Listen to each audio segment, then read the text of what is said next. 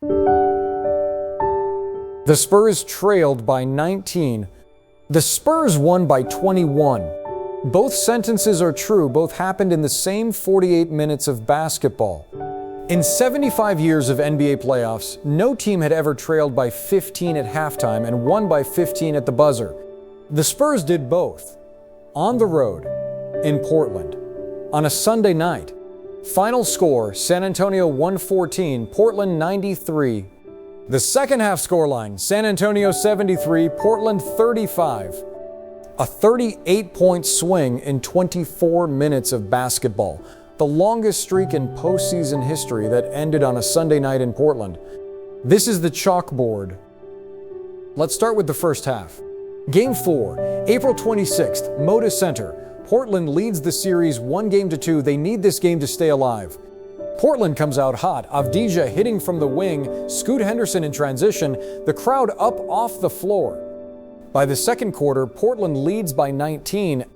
By halftime, Portland leads 58-43, a 15-point lead on their home floor in a playoff game. Now read those numbers carefully. Portland scored 58 points in the first half. The team that would later score 73 in the second half scored 43 in the first. Wembanyama in concussion return minutes. Cautious, rusty. The Spurs chasing closeouts and conceding the paint. A 15-point road playoff deficit at halftime is a death sentence in 99% of NBA playoff games. The historical win rate sits in the low single digits. Portland did the thing you do to a young road team: punch first, play fast, dare them to slow it down. It worked for 24 minutes. Portland did not steal that lead. They earned it. They drove the paint. They made their threes. They ran in transition. That is the lead the Spurs walked into the locker room down. This matters because the second half does not exist without the first half. Without the 15-point hold, this is just a road playoff win. With it, this is the rarest comeback the postseason has ever recorded. The first half is the reason the second half is a record. So hold that number in your head, 15. Because in 24 minutes, the Spurs would not just erase it, they would invert it. Second half, locker room adjustment, Spurs come out different. Wembanyama final line, 27 points, 11 rebounds, 7 blocks, 4 steals. 5 second half dunks, every single one on a lob. That is the entire offensive scheme. The Spurs ran their second half offense around the most unguardable shot in basketball. Lob attacks work because they bypass the entire perimeter defense. The ball never touches a defender's hand. The closeout, the help-the-helper rotation, the weak side tag, none of it matters when the ball is already 8 feet above the rim. Wembanyama is 7 feet 4.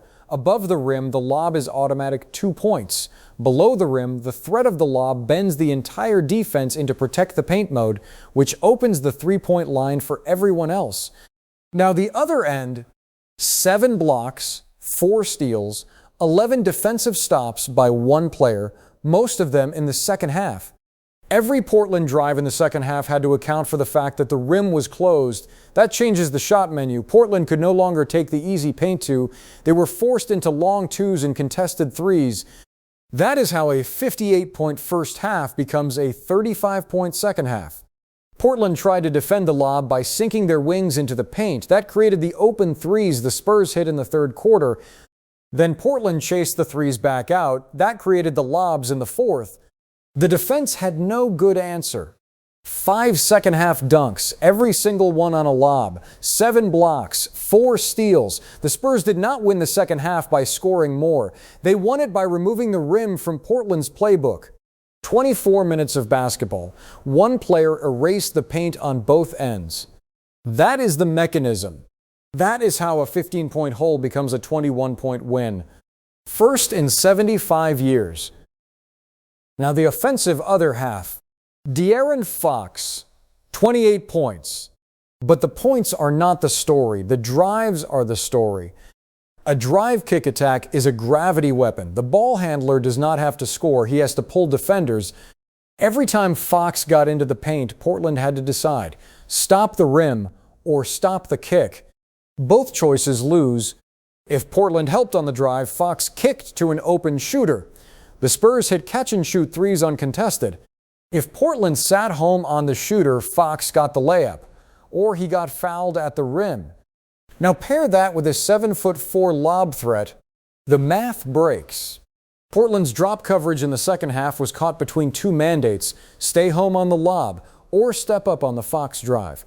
The two assignments are physically incompatible. Fox attacks the paint horizontally. Wembanyama attacks the paint vertically. One defense, two impossible problems. This is what elite half-court offense looks like in a single sentence. Two threats, zero good defenses. Now look at the splits. Portland first half points, 58. Portland second half points, 35. Portland first half paint points, high. Portland second half paint points, nearly zero against Wembanyama. Portland first half fast break points, present. Portland second half fast break points, erased. Same roster, same game, same opponent. The rim closed, and so did the offense.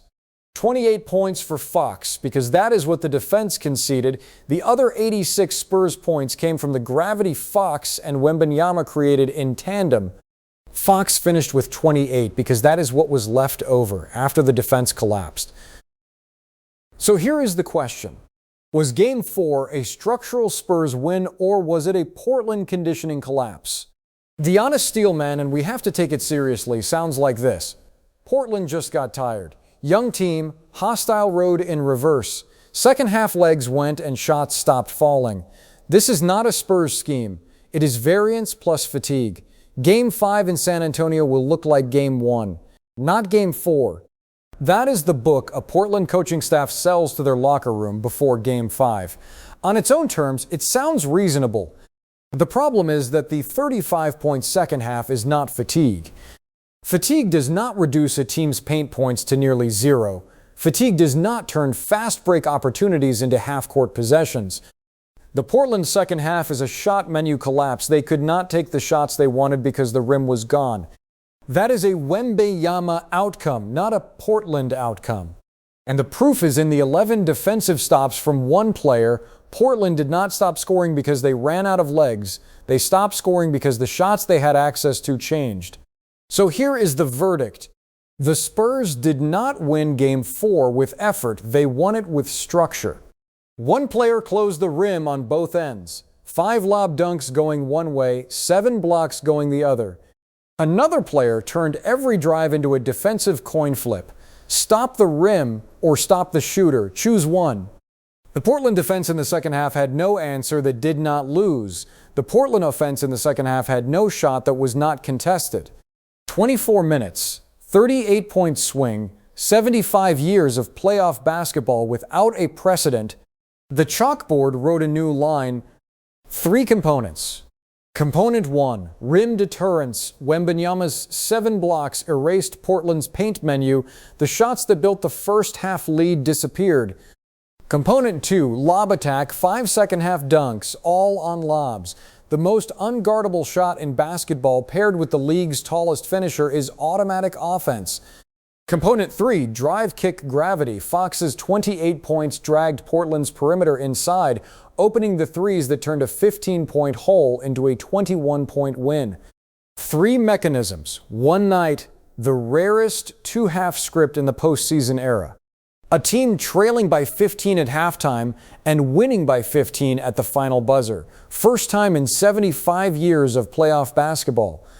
That is not effort. That is not variance. That is not fatigue. That is structure. The Spurs lead the series 3-1. Portland has 48 hours to figure out how to defend a 7'4" lob threat and a downhill drive kick guard at the same time. The chalkboard says they cannot. The chalkboard does not lie. Game 5 is in San Antonio. The Spurs lead the series 3-1. Portland has 48 hours to write a counter to the lob attack and the drive kick gravity. At the same time, we will see if Portland's coaching staff can write something the chalkboard does not yet know. Next episode of Chalk Tactics, we go inside the league's most ambitious switch defense and ask whether what one team built is repeatable, or whether the rest of the league still has not figured out what has been right in front of them. Until then,